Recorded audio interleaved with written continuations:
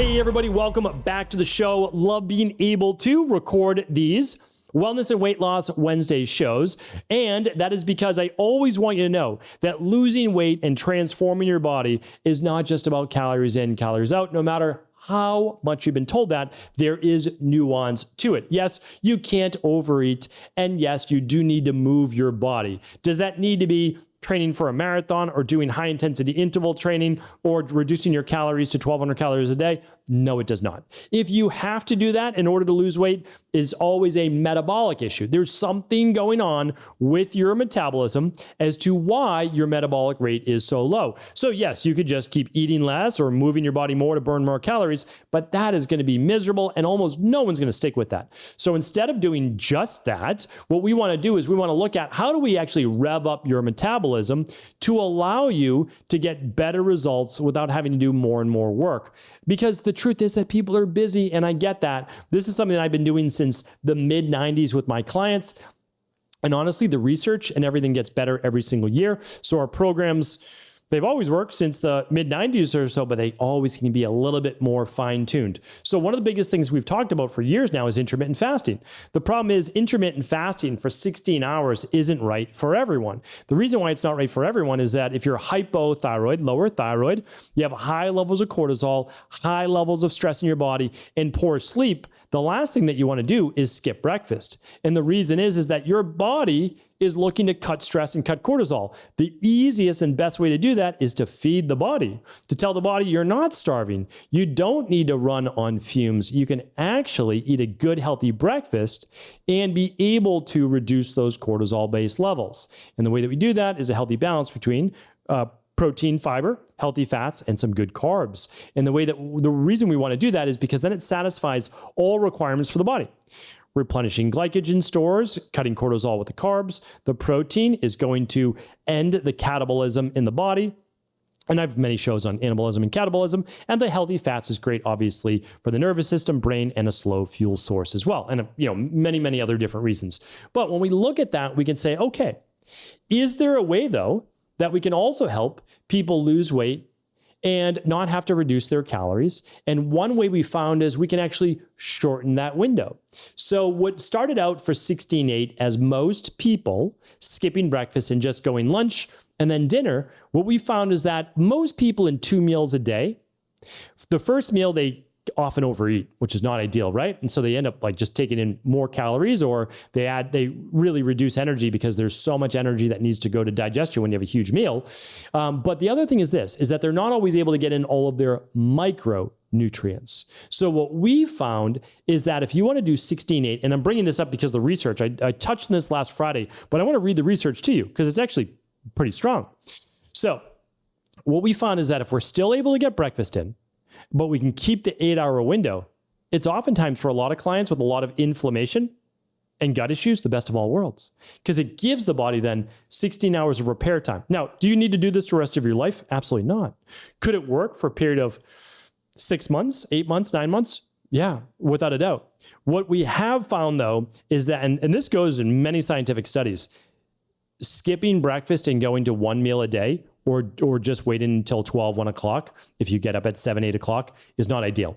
It does increase cardiovascular issues and it does increase all-cause mortality. Now, if the science changes on that, great. But I'll tell you, on the Cabral Concept, there are many people out there retracting a whole lot of statements about keto and carnivore and cold plunge or whatever. We've always said most of these things, though, are taken to extremes. So really what we want to focus on is not just bioindividuality, but understanding that a lot of what we need to know was written about in ancient Vedic texts, Ayurvedic texts, which a few thousand years later moved over to traditional Chinese medicine, and there were great takeaways there as well, and other forms of natural health throughout the world. So very rarely would anybody be indicated to go down to 1 meal a day or 2 meals a day. They would actually still do 3 meals, but it would be soups and broths and, maybe masticated fruit, like a smoothie, basically, just quark and all sorts of different liquid foods. Why? Pre-digested. So I don't want to go down that rabbit hole today, but the reason why we don't have to recant a lot or ever on the Cabral Concept is that I don't need you or want you to do any extremes. So I don't jump on any of the fad diets because I've already seen this play out since being in the industry in the mid-90s, right? And working with hundreds of thousands of wellness clients and running hundreds of thousands of labs. So all it's done is it's given me perspective. It's made me understand, okay, question everything, but the foundations and fundamentals are always what work. And then let's layer in the best of modern day science. So I'm going to read that to you right now, and then I'm going to give you the exact diet plan and takeaway to use. Okay, so as of the recording of this just came out 5 days ago. How time-restricted eating affects weight loss. This is a new study out of the University of Mississippi. It indicates that when healthy adults pair an 8-hour eating window with regular exercise, they lose more fat without sacrificing lean muscle compared to exercise alone. Amazing. So what did it really look at? Well, it looked at adults, and what they were using is an intermittent fasting window of not eating for 16 hours and eating for 8. And they did this for at least 4 weeks. They measured their body fat. The goal, though, was to lose more fat while preserving lean muscle. So what I looked at and what I shared with a lot of people, the reason why that this was so successful is that only 12% of basically people stick to a diet. That's what they've essentially found. That was a 2023 International Food and Health Study. And so when we look at that and we understand that, we need to make something realistic for people. So what they focused on is this. They kept the calories the same.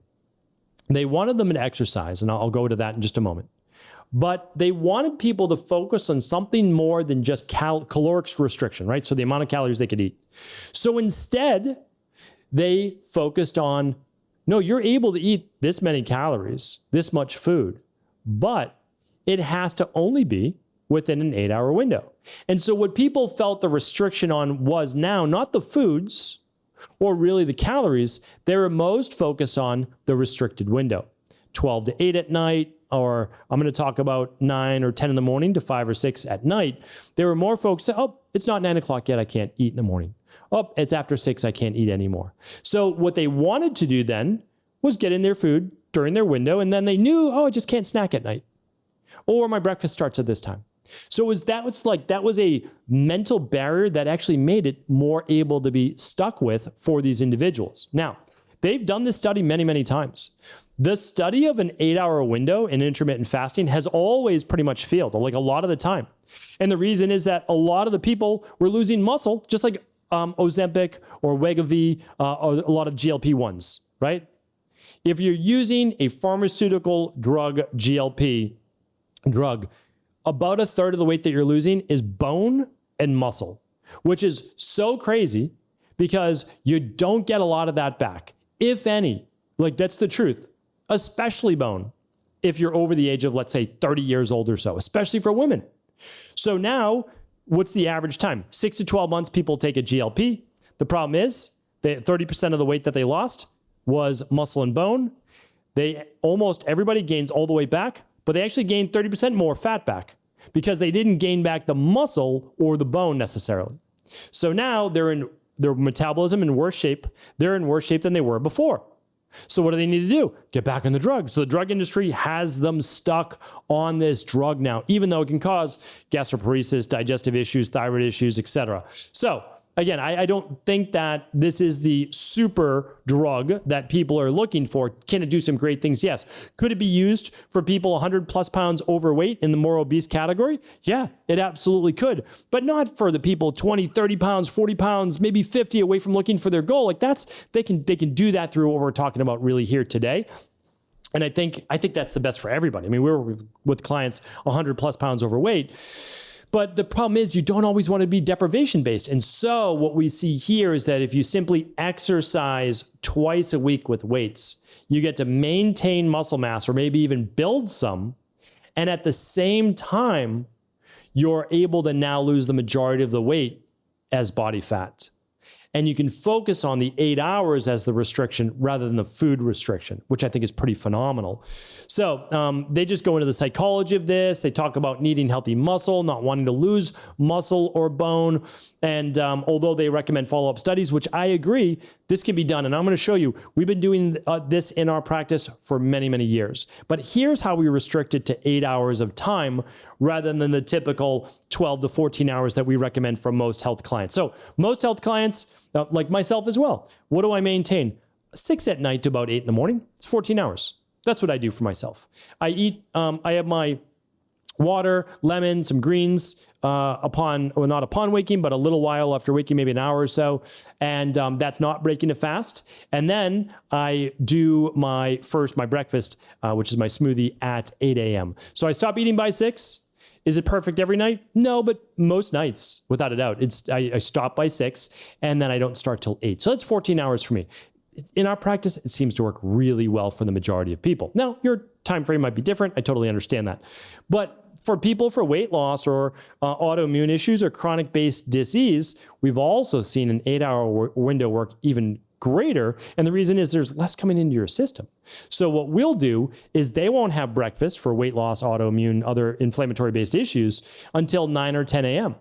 And that's when they start their 8-hour window. So if you could eat from 9 to 5, breakfast at 9, lunch around, call it 12:30, and dinner at 5 or, quarter of, amazing, right? But what seems to work more realistically in our practice is 10 to 6. So breakfast at 10 a.m., lunch around 1:30, dinner around 5:30. You'll see that breakfast and lunch are a little closer together. And the reason is in our practice, we do a very easy to digest breakfast. Your body's getting warmed up. You're turning on the digestive system. You want something simple to digest, good protein, good carbs, good fat, but you don't want it to take a lot of energy from your body. Enough to cut that cortisol awakening response, enough to give you the fuel that you need for the day. And then you've got your whole food lunch around 1:30, and then you've got your dinner around 5:30. Works really well in our practice, and I would love to have you just give it a shot. See if it works for you. That fits the 8-hour window and allows you, like I said, to still get 3 meals. Because a lot of people do enjoy eating. I enjoy eating. And to move it down to 2 meals, you could make happen. There's no doubt about it. I've done, called it the Ramadan diet, the studies during Ramadan of eating basically breakfast and dinner, looking at sunset, sundown. There are studies on that as well. So what you want to do is ultimately find a system that works for you. But this one, I can assure you, we have seen work really well with weight loss, with autoimmune, with chronic disease. Eat the right foods at breakfast, at lunch, at dinner. Give yourself 16 hours of essentially autophagy and cellular cleanup and decreasing inflammation and improved sleep, right? Because that's 3-4 hours before bed. You stop eating, and it can make a world of difference in people's health. What I'm going to do is link up the study here today, but I've got lots of podcasts on intermittent fasting, talking about the pros and cons, talking about what foods break a fast, what foods don't. Does coffee break a fast? Does it not break a fast? When you should have it. So all of these things are at stephencabral.com/IF. That's intermittent fasting. But I will do one better, and I will link up all of these links, including the study, at stephencabral.com/3358. If there's any questions, leave them in the comments. And of course, I'd be happy to do a follow-up show on any nuances that you have. Take care, everybody. Do feel free to share the show with anyone you believe it could serve. Thanks so much for tuning into today's show. Before you go, don't forget to hit that subscribe button. I want to make sure that you're getting our daily content, not missing out on anything. Functional medicine, wellness, weight gain, weight loss, anti-aging, living longer, stronger, and all of the most cutting-edge research. And if there's any topics you want to hear, feel free to leave them in the comments below. Take care.